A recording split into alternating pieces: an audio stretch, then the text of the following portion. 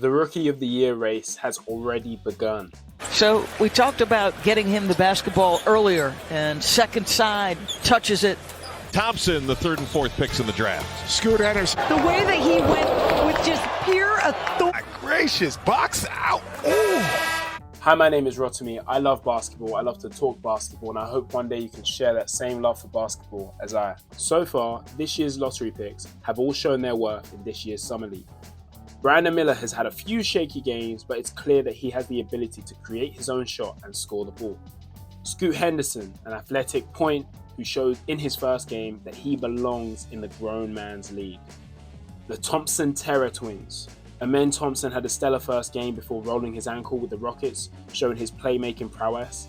Asar Thompson had a slow start, but has shown his ability to play defense and in the recent game, score the ball. If you want to know more about the Twins, I have made a video on the Twins and you can check that out in a link below or on my channel. There is one that stands above them all, the number one pick, Victor Wembanyama. Now he's only played 2 games and his first game was rough offensively, but he still managed to have 5 blocks along with his 9 points and 8 rebounds. His second game was a reminder though of why he was the first pick.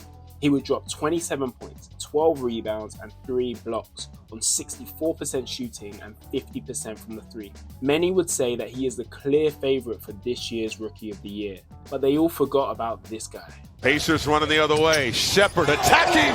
Chet Holmgren Chet Holmgren. Chet is 7'1" and does exactly what Wemby does. He recently scored 25 points, had 9 rebounds and 5 blocks, whilst also shooting 60% from the field. This season, we are about to witness the rare NBA rivalry. Chet was drafted last year to OKC at second, but he would play his first game this year due to a foot injury that took him out for the whole of last season, which means he will qualify as an NBA rookie this year. And Wemby was drafted first this year to the Spurs, making him a traditional rookie. Victor Wembanyama and Chet Holmgren are both considered to be NBA prodigies. Both 7 foot plus, tall with a handle, who can shoot from the 3 and guard the rim. These two have been referred to as true unicorns of the league. Both have a strikingly unfair advantage at 7 foot and utilize it when they play. I have spoken about Wemby in a previous video and what he can do. We've seen that he can do the pull-up threes, the pull-up twos, he has nifty footwork, he has a nice handle. Chet is the same. Their willingness and ability to shoot as a 7-footer is far from the traditional. Look at Shaq, a boulder who was nothing but a bully and would bully his way all the way to the basket and finish with a hook, or he would just dunk on you. They use their height advantage differently and simply shoot over you. Their height combined with their wingspans also makes them threats from the perimeter and the interior. If they have a poor offensive shooting night, just know on the defensive end, they can make up for it. Luckily, their genetics allow them to post double-digit rebounds and get easy blocks. Now, let's take it back. Rivalries are not common in the NBA. Of course, we've had Steph and Bron, KD and Bron, then we've had Jordan versus the Pistons. This rivalry, however, has started off very similar to probably the most famous rivalry in Magic Johnson and Larry Bird. I heard Converse made a pair of Bird shoes for last year's MVP. Yep. When they made a pair of Magic shoes for this year's MVP. Their rivalry first began in college. Before they would play their first NBA games, they would come up against each other in their college teams in the NCAA Finals, where Magic would win after Bird received College Player of the Year. Bird was actually drafted in 1978 to the Celtics and chose not to play that season, remaining 1 more year in college, and Magic was drafted to the Lakers in 1979. They would both debut in 1979, compete for Rookie of the Year, and Larry Bird would win. This was the beginning of a 10-year NBA rivalry, and they would see each other 4 times in the NBA Finals. In terms of how they played, they both made their teams better. They both played like the face of the league. They both played like they were MVPs. Their rivalry was so prominent that you cannot mention one without mentioning the other. Why is this similar? Chet and Wemby also met each other before they would play their first NBA game in the FIBA Under-19s World Cup final. The USA would win, and Chet would have 10 points, 2 rebounds and 5 assists.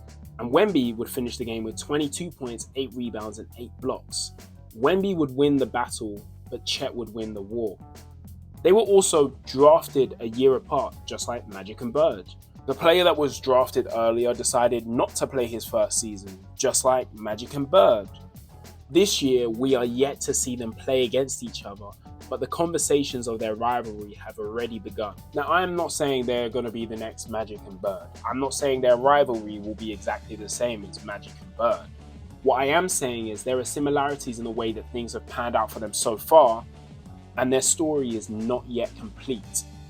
In the upcoming season, they will play each other 3 to 4 times, depending on how the schedule looks. They are both on young teams who will look to them for offensive contributions, so it's likely we're going to see them have the opportunity to perform. How they may be utilised could differ. The Thunder already have an established scorer in Shai Gilgeous-Alexander, and the Spurs coach, Greg Popovich, is the type of guy that likes to coach his rookies to play defense before they actually learn how to affect the game on the offensive end. Like, look at Kawhi Leonard, for example. Kawhi Leonard started off as a defender and became one of the best defensive players in the league. One thing we do know is that the media are going to love this. In fact, they do love it already, and they're going to run with a story. This is where the rivalry comes from. The NBA media play a huge role in affecting voters, and this is what is likely to make this a close race.